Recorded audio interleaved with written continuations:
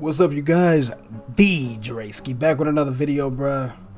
Today, what we're going to get into is we have I think this is the best center build in the game. Like, hands down, this is the best center build in the game. I made a couple center builds and I've been playing around, and I kind of like playing center this year. It's pretty chill. But like, this center build, I feel like this is better than the 7-3. So just hear me out real quick before we get into the actual build so I can show you guys what I'm talking about.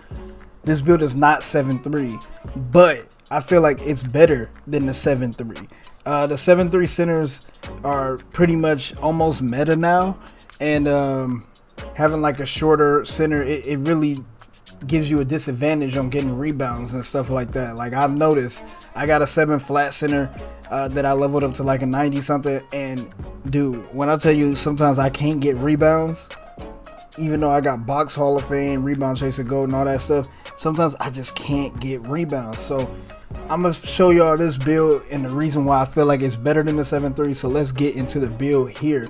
So of course we got center. I'm left-handed, so I always go left. We made him 7'2" with a 7'7" wingspan. I understand that you don't get the 83 pointer. I think a lot of them want that 83 pointer, but we don't need the 83 pointer, bro. I'm telling you, you don't need the 83 pointer. I got a 79 and I barely miss with this dude. When I get open, bro, I barely miss with this dude. And then you get catch and shoot and everything silver. You get corner specialist gold. You get high zone hunter gold and all that stuff. You get the badges that you need to get on gold. So therefore, you don't really need whatever they're having. You know what I mean? Like, you don't need that stuff. I went with 250 for the weight because that's the lowest weight. I mean, yeah, that's the lowest weight I could have to have my rebound and stuff high. And a lot of those centers are lightest weight. 7-3 centers are lightest weight with a 60 speed. A 58 and a 60 is not a big difference at all, considering the fact that they do got stride in the game as well, being taller and stuff like that. So I think a 7-2 with a 58 and a 7-3 with a 60 is not that big of a difference. Like, I really don't. With the 7-7 wingspan, we have a longer wingspan than most centers in the game because a lot of people are lowering their wingspan. So with the 7-7 wingspan, that's pretty good. The reason why I did it like this is because I was thinking of Porzingis when I was making this player. Porzingis gets, I think his wingspan is 7'6", but he's 7'3". So his wingspan is actually shorter than this player's wingspan, but this player is 7'2". So, and I went with built. That's because I like to make my players built. But look at the badge layout. We get 26, 24, 15, and 37. That is crazy. All right, so I put the 84 close shot just so I can get grace under pressure on gold. We got a 70 driving layup so you can get the long athlete layup package. We get a 65 driving dunk because I wanted the 65 driving dunk to get certain driving dunk animations. I got a 90 stand-in so that I can get my posterizer on gold.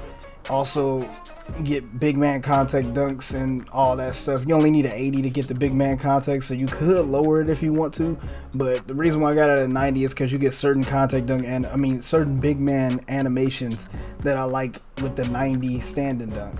But to be honest, you really could lower it if you want to and put those points elsewhere, because if you lower it, you could really, you get enough points to really, like, you could put your, I wouldn't even do nothing with the pass accuracy, but I would probably like raise this to a 95 so that you can get brick wall Hall of Fame if you want, or something along those lines.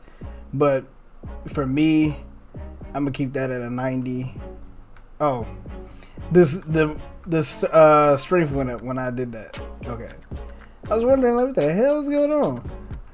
Yeah, but so from that point on, we got an 82 post control. I could have got it to an 85 to get back down Punisher Hall of Fame, but I chose to have a little bit of a higher stamina. I think that's what it was. I chose stamina and free throw over having that. So I do got a 70 flat free throw. I feel like that's all you really need to green consistently enough. I got an 83 mid range and a 79 3. The reason why I don't got my mid range at an 84 is because it doesn't really do anything for me besides difficult shots on gold, and I don't really it's funny because I say this now, but I've been doing difficult shots on my center, and I don't have it at all. So I may just put it on bronze. I don't think I would use it like gold on the center. That's kind of weird, but yeah. So I kept it with an 83. With the 3-pointer, I did a 79. With a 79 3, you really only need a 78 to get this. So you could lower the 3 by 1 if you want to, but I wanted my 3 as close to 80 as possible. That was just my personal preference. But you could lower the 3. Oh no, I wanted that 24 shooting badge. That's what it was. But anyway, you could lower the 3 by 1 if you want to, just to make sure you can keep that corner specialist gold, because corner specialist gold is really nice this year.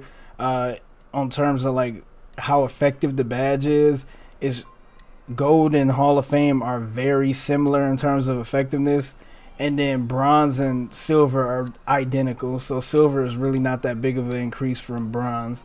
So I wouldn't even use silver if you got silver. With the pass accuracy, I went with an 85, so I can get bullet passer on gold. We get break starter Hall of Fame. I wanted post playmaker too, because post playmaker is a pretty good badge, and you can get diamond silver. I could have raised the ball handle with this build to get it to like a 51 to get unpluckable, but I don't really have a ball that much to really deal with that. And then plus when you posting up, it kind of you don't really get ripped out of the post up that much, like unless you getting swarmed, and by that time you should really pass it. But that's just my personal opinion. So here we have the defense and stuff. So with the defense, I went with the 91 interior defense because the 91 gets me that extra badge. I would have just went with at 89 because a post move lockdown gold, but we just did that to get the extra badge there. We got a 50 perimeter defense, therefore we'll have a 50 lateral quickness. I have a 60 steal, which gets you interceptor silver on this build. I have a 98 block. The reason why it's a 98 is because I want to lower the cost of rim protector to 5 instead of 6 badges to get a Hall of Fame. But you can lower that if you want to, but you see it goes up to 6, and then here it goes to 5. So I put it at a 98 because I wanted Rim Protector Hall of Fame. I know a lot of people may say, a lot of YouTubers and stuff will tell you you don't need Rim Protector that high, or you don't need your block that high. I was playing perfect defense on my 7-foot player. He got a 90 block. Perfect defense. Like, and when I tell you that I snatch block people and I kept getting fouls, and I got Rim Protector on, like, I think I had it on gold at the time.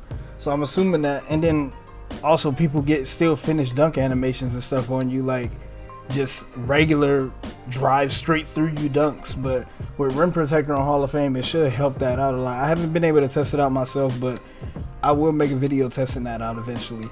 So we got that there, and I also wanted Pogo Stick on Hall of Fame, so that's another badge that I wanted. Even though I feel like that don't really work on Hall of Fame. I wish that somebody would do testing on it or something, because I don't know if it really works. And you also want to be able to, you know, with the perimeter defense, get Hustler at a decent level. But